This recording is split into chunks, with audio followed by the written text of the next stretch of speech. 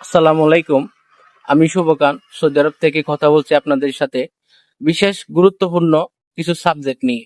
আপনারা যারা 2025 সালের শেষ ভাগে সৌদি আরব আসতে চাচ্ছেন, লেবার বিষয় অথবা লুট অ্যান্ড লিড বিষয় অথবা টাইপিং বিষয়, তার পাশাপাশি যারা ফুড ডেলিভারি করবেন বা কোম্পানির ডেলিভারি করবেন, ডেলিভারি ম্যান হিসেবে আসবেন, আপনাদেরকে সতর্ক হিসেবে এই ভিডিওটা দেখতে হবে।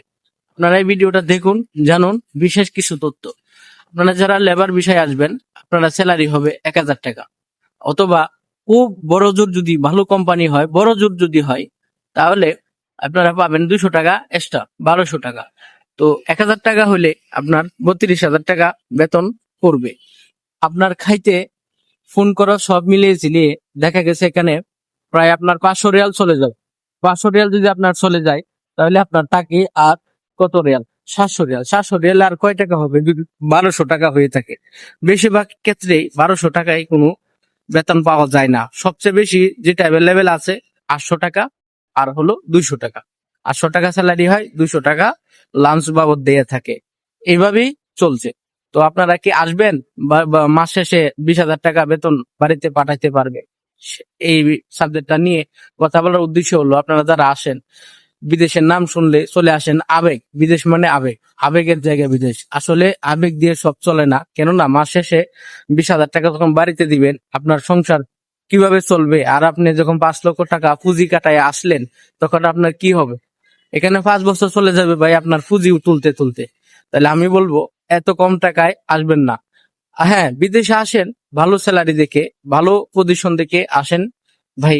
আরেকটা কথা, যারা ডেলিভারিতে আসবেন, আপনারা যারা পড়াশোনা জানা নাই, আপনারা যদি ডেলিভারিতে আসেন, তাহলে আপনারা সবচেয়ে বেশি ভোগান্তিতে পড়বেন হলো মার্কেটে গিয়ে ডেলিভারি দিতে পারবেন না। যাদের পড়াশোনা কম, তারা ডেলিভারি কাজে আসবেন না। আপনাদের ইম্পর্টেন্ট অর্থাৎ সবচেয়ে গুরুত্বপূর্ণ বিষয়টা হলো, আপনারা যদি ইংলিশ পড়তে লিখতে না জানেন, তাহলে আপনারা মার্কেটে সামান দিতে পারবেন না। কিভাবে দিবেন? ইংলিশে কথা বলতে হবে, ইংলিশে লিখতে হবে, তারপরে বুঝতে হবে। তাছাড়া ইংলিশে সব কাজগুলি করতে হবে। মাল সামানা লেখা থাকবে, চালান পড়তে হবে, ফতুরা লিখতে হবে, তারপরে আপনার মার্কেটে মাল দিতে পারবে। তো এই সমস্ত যদি অভিজ্ঞতা না থাকে বা শিক্ষা অর্জন না থাকে, তাহলে ডেলিভারি কাজে আসবেন না। তাহলে আপনি কি ড্রাইভিং করবেন না? আপনি ড্রাইভার, আপনি কি বিদেশে আসতে পারবেন না? পারবেন। ভাই আপনি আসবেন পানির কোম্পানিতে, যারা পানি ডেলিভারি দেয়। আবার পানি ডেলিভারি কোনটা? বোতল ডেলিভারি না, পানির ট্যাঙ্কার, সিমেন্টের ট্যাঙ্কার, সিমেন্টের গাড়ি, অথবা আসবেন হাম্মামের গাড়ি, অথবা ময়লার গাড়ি, বা এই সমস্ত গাড়িতে আসবেন, অথবা মালামালের গাড়ি। মালামাল কি? রড বহন করে এক গাড়ির উপরে আরেক গাড়ি তুলে এই সমস্ত সামান আনা নেওয়া করে, এই সমস্ত গাড়ির বিষয়ে আসবেন যারা পড়াশোনা জানেন না। তাহলে কি হবে? এখানে আপনার পড়াশোনার যোগ্যতা দরকার নাই, আপনি শুধু খালি রাস্তা চিনে চলতে পারলেই আপনার জন্য যথেষ্ট।